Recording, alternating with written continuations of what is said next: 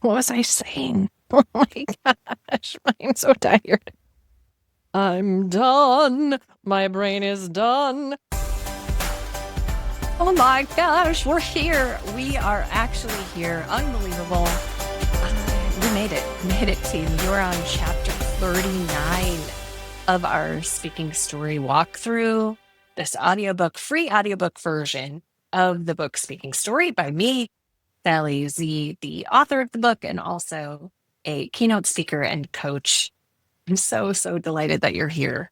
In our final regular chapter, we've got one more part. Well, it's not really a part, it's one more story, essentially, that will come out next week. If you're following with us week by week. But right now, I cannot let you go without sharing two more little secrets of the trade we have in that I share with you in chapter 39. It's called the walk and talk and the stumble through. These are my favorite rehearsal techniques. They are grounded in science and they just get people ready faster, and they get them ready having practiced the things that most people try to avoid. When I was in speech in high school, and you heard me talk a little bit about this last chapter, I was in speech in high school. We had so much fun at rehearsals, but we would kind of avoid. We'd like come in, we'd be chit chatting and talking and having fun. Actually, the truth is, this only happened with some coaches, not all the coaches. I kind of remember working with one coach who was brilliant and amazing, but we would just be kind of goofy, and we'd be having so much fun and goofing around and laughing and talking. And then we'd be like, okay, start. Okay, we got to start. And just dive in, go. But we were always sort of avoiding it because it's vulnerable. You're trying new things. Your coach is going to be like, well, now try this, or let's try it this way, or stop right there, or like you're getting feedback in real time, and so it's hard, it's challenging, and but the we would not have been good in the performance if we have not sort of put ourselves through the ringer in the practice, in the rehearsal. So that's one of the results of doing the stumble through, is that you put yourself through the ringer in a rehearsal, in the practice, which is so important. Because if you don't put yourself through the ringer in the practice, you won't believe that you can get through the random things that happen in the live theater of speaking. It's live theater. You have to build up your own resilience and capabilities and self-trust. This is how we get to self-trust. Like doing preparation strategies that actually prepare you versus sitting at your desk, reading through your notes, running it in your head. Those will not get you to self-trust. Those get you deeper and deeper into your head and disconnected from the possibilities that can happen and are likely to happen when you stand up to speak. So most speakers rehearse really ineffectively. They might spend a lot of time rehearsing, but they're not rehearsing effectively. So the stumble through is going to help you like really get prepared and put you through the ringer in the best kind of way. But the walk and talk is magical. It is magical. It's the thing that most often sticks with my speakers long after, partly because there's some safety to it. It's like such a perfect way to begin your rehearsal process, because it's easy. You can't do anything wrong. You're literally walking while you're talking, but there's so much magic in it. In fact, just last week, this entrepreneurial group that I'm friends with, they were texting me and they're like, Sally, oh my gosh, here's the science behind your walk and talk. I'm talking about like with the bilateral movement of your body. So left brain and right brain as you're walking and you're talking, and the movement of your body while you do that is actually, it like increases the connections across your brain in such powerful ways. And I'm like, well, of course it does. I just knew it worked. I didn't know the brain science behind it, but it was really fun. It was really fun to read about. So those are the two rehearsal strategies. You'll hear a little bit more about what they are and how to do them in this episode. I'm really excited for you to get this last little piece in the puzzle on how to actually bring this to life.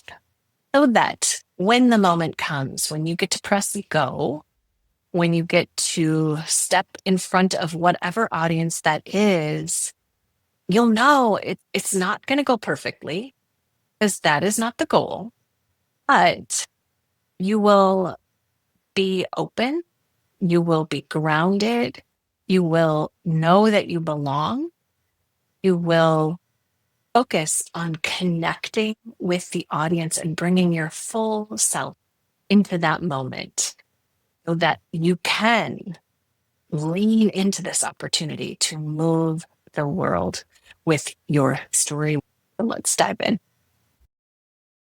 Hey, everybody, and welcome to This Moved Me, a podcast about creating talks that move the world. With me, your host, Sally Zimney.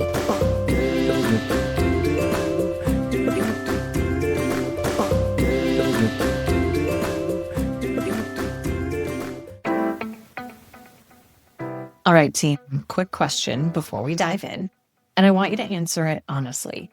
Do you have a message that you know is worth sharing, but you're not quite sure what to do with it next?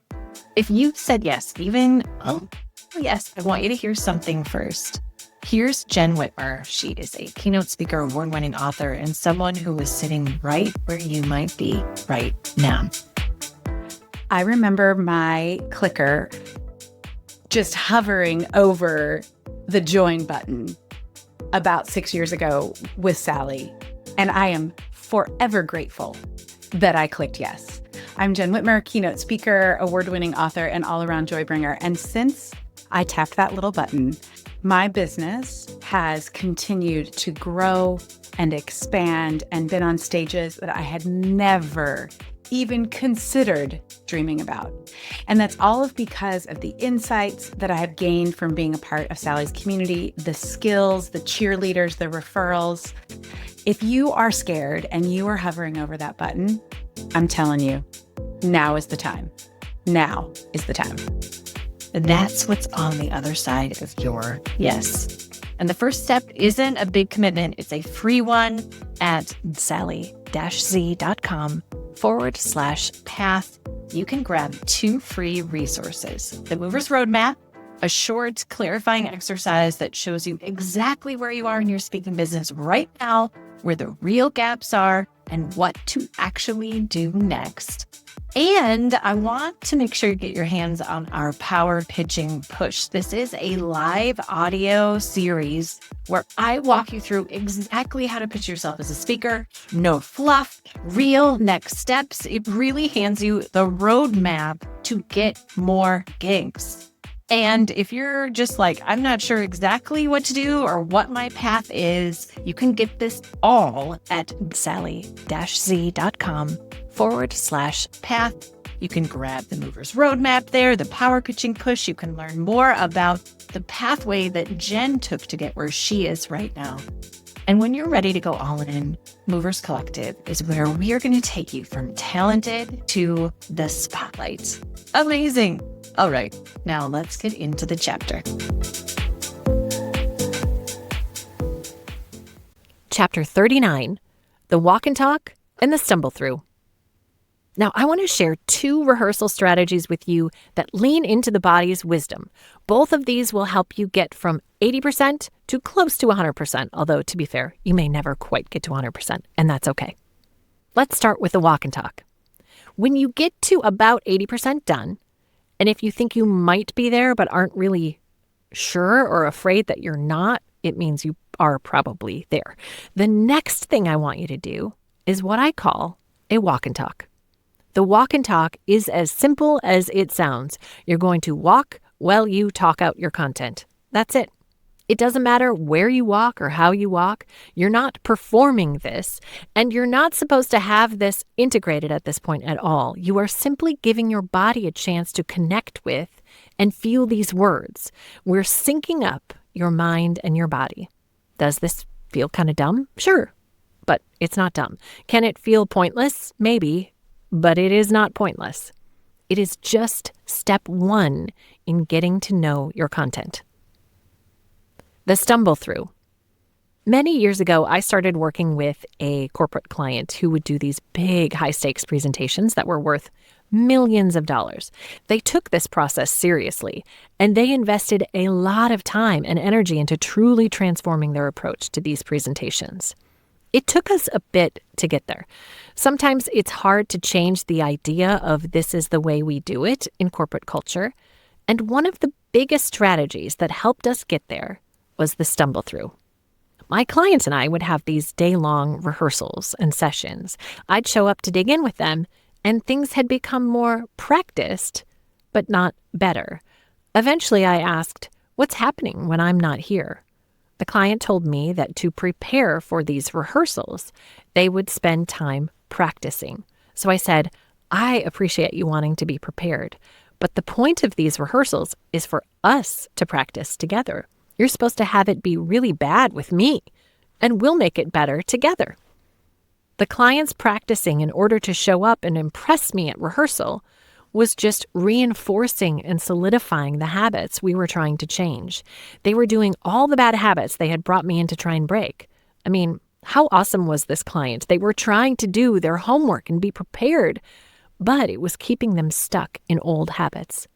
I realized we needed to rename our coaching session from rehearsal to stumble through, because that's exactly what I wanted them to show up and do with me. So as we shifted to our next delivery practice, I said, as we do this for the first time on your feet, let it be where it's at.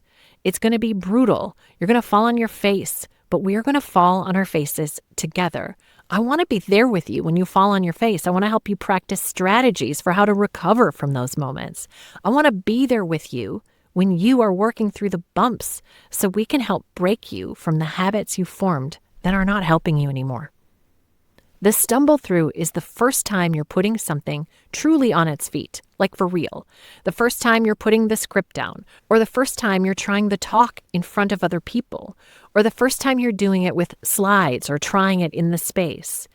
It's going to feel stumbly. In fact, we want it to feel stumbly. There's so much learning in the stumbling, and we're going to embrace it. Stumbling is great muscle development for handling challenging real-life scenarios. If we do not embrace the mindset of the stumble through and instead think of our practicing as rehearsals, we end up wanting to rehearse the perfect version of it, or we avoid the discomfort of practicing at all because it never feels quite ready for it. We don't ever learn the skills and strategies of being really present and trusting ourselves despite it being uncomfortable or difficult. I think of it as earning our way to an authentic, grounded delivery. It's a brutal process, I'm not going to lie. There tends to be a lot of swearing in the stumble through, but I consider that a sign that you're doing it right. You're laying yourself bare, you're failing and climbing your way through it. In the stumble through, you realize what you don't know well yet. You realize what's not working. It can feel kind of crappy, but that's okay. That's exactly the kind of muck you want to move through, because this is exactly how you earn integrated, embodied content and delivery. That's how it works. So get the idea of rehearsing out of your mind, at least until you're farther along in the process. Instead, embrace the concept of the stumble through. Stumble your way through, as painful as it may be, and what you will find is the freedom to show up and make mistakes. It'll give you the freedom to play. It will give you the freedom to try all kinds of different things that you wouldn't have tried to if you were trying to impress me with a rehearsal. No, thank you. Let's play. Let's discover things. Let's fall on our faces. Let's find your way back up. And it will make you a stronger, more skilled speaker in the end. It won't feel like it in the moment, but I promise you, that's where you're going. Sparks Part 6, How to Bring Your Story to Life, Summary. In Part 6, we explored the relationship between our bodies and our stories. How do we bring our stories to life in a way that is embodied, authentic, and intentional, and without becoming a robotic, uninspired speaker? We started with a focus on the mind, how to let go of most of the body rules we've heard, about how to speak with impact, and how to use the stage and space in a way that communicates clearly to our audience. And finally, we focused on a few strategies to help us rehearse in ways that lead us to more self-trust so that we can be present and authentic in our delivery and embrace the vulnerable, powerful stance of speaking our stories. Exercises. Here are some reflection questions for you to journal about. How is your relationship with your body? Where do you feel uncomfortable being seen? What makes you feel more confident in your body? When was a time when you felt safe and happy in your body? Mantras. I turn to these mantras to remind myself that it's okay for me to show up as me with all of my quirks and in the body that I have right now. People already don't like me, so I can let go of trying to convince them to like me. The audience is already used to me just as I am, even if I'm not.